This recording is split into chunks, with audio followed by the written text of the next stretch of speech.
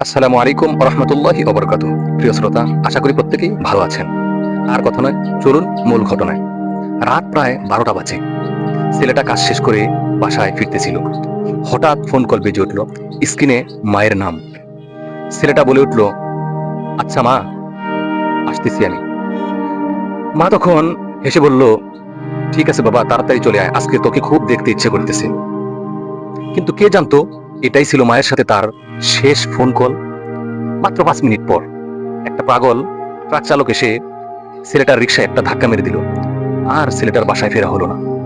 শেষ হয়ে গেল সবকিছু ওখানে। সকালবেলা মসজিদের মাইকে মুয়াজ্জিন ঘোষণা করলেন, ফালানির ছেলে আমাদের মাঝে আর নেই, কখনো আর ফিরে আসবে না। ঠিক তখন মা বারান্দায় দাঁড়িয়ে চোখের জল মুছতেছিলেন, আর মুখে ছিল, বলে তো গেলি আসতেছি, আর তো আসলি না রে বাবা। প্রিয় ভাই, এমন ফোন কল কি আপনার কখন বেজেছে? আপনি কি কখনো এমন ফোন কল পেয়েছেন? প্রিয় বন্ধুগণ, জীবনটা খুবই ছোট, তাই আসুন আমাদেরকে যারা ভালোবাসে তাদেরকে আমাদের ভালোবাসাটা বুঝিয়ে দিই।